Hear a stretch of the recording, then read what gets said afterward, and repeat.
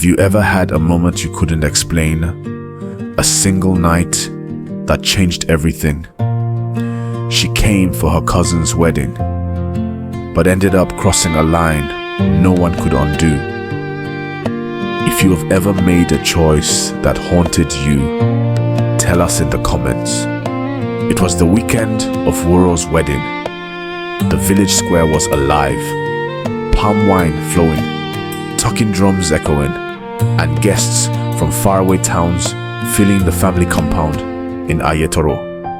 I remember because Halima wore a gold wrapper that shimmered every time she moved. She hadn't planned to dance, but when Fisayo walked up, tall and sweet-smelling, with a clean white kaftan and a voice like slow fire, something changed. "Can I have this dance?" he asked. She hesitated. He wasn't family. She didn't even know his full name. But something in his eyes said he wasn't a man who heard no very often. She smiled. Just one. Their bodies found rhythm easily. First slow, then faster. The music was loud, but her heart beat louder. When his hand touched her waist, she didn't flinch. When she laughed, it wasn't from the music. It was from the heat between them. That dance should have ended there, but it didn't.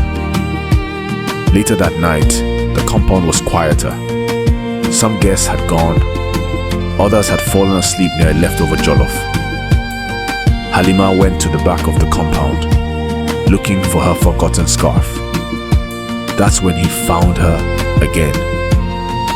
"You disappeared on me," he said. "I came to find something," she answered. "Well, I found you instead." She should have walked away. Instead, she stood still. Fisayo stepped closer, not touching, but near enough that she felt his breath against her cheek.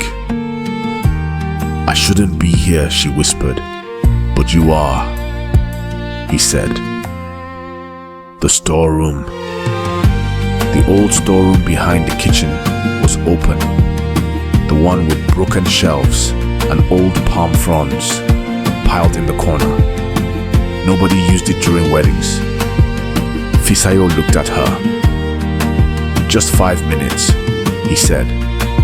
She said nothing, but she followed.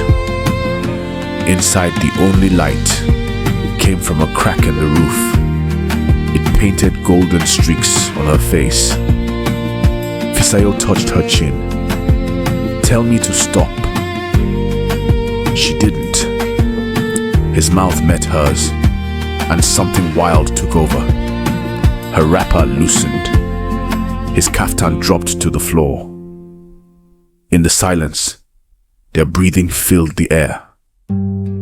His hands explored her skin like he was reading Braille.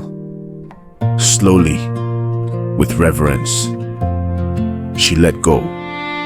But even pleasure has a price. When it was done, she sat with her knees to her chest. Her lips were swollen from kissing, her chest rising fast.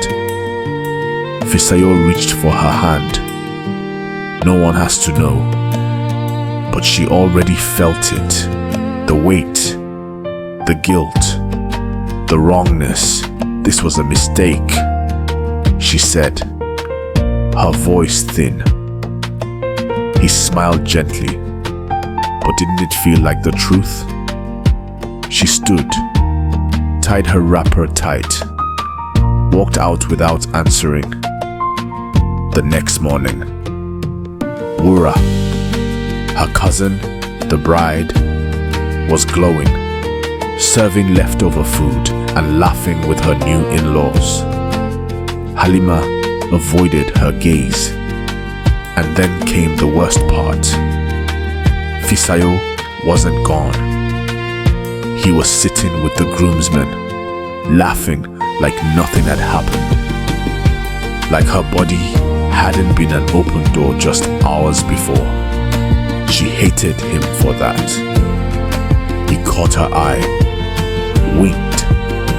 She turned away fast. She didn't know if it was shame or desire still lingering. That evening, she sat by the well alone. The air smelled of firewood and roasted meat. Her chest was tight. She heard his steps before he spoke. "I've been thinking about you." "Don't," she said sharply. "Halima, you had your moment, now leave it." "But I felt something real, didn't you?" She looked at him. "I don't even know your surname." He sighed. "Fisayo Adekunle, from Ilesa, 28 years old. No wife, no girlfriend, just curious." She didn't reply, but her eyes softened. The week after, she returned to Ibadan, where she worked as a teaching assistant. She thought distance would fix it, but she couldn't stop thinking about that storeroom. His voice, his touch. She avoided his messages at first. Then she answered. Then she called. Then she saw him again. One evening, at a hotel near Challenge, far from judging eyes.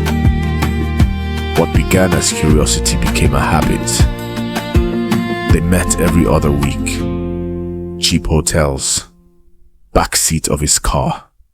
Weekends when she lied that she was attending women's fellowship. It wasn't love, not yet, but it was something that made her skin buzz and her chest feel warm. Until the day he asked, "What do you want from me?" She paused. "What do you mean?" "I want more," he said. "I don't want to be your secret anymore." Halima panicked. The weddings, the hotels, the flirting. It was all fun because it was temporary. But now he wanted meaning. She thought of her father, strict and prayerful, her brothers, her reputation. This was never meant to be forever, she whispered. "But I could love you," he said. "That's not enough." He nodded slowly, then left. Weeks passed, no messages, no calls. The silence was louder than the drums that once played in Aiyetoro. And that's when she knew. She missed him. Not the sex, not the thrill. Him. One evening, she traveled back to Aiyetoro to visit her aunt. As she walked past the old storeroom, memories hit her like wind. Suddenly, she heard a voice behind her. "I thought I'd find you here." She turned. It was Fisayo, in a new kaftan, eyes tired but kind.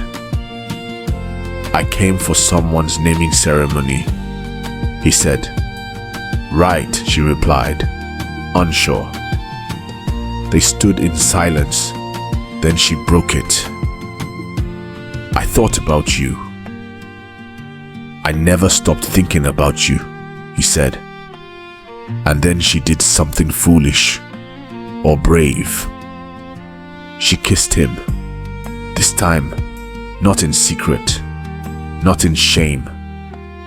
Just soft and slow, under the tree, where anyone could see.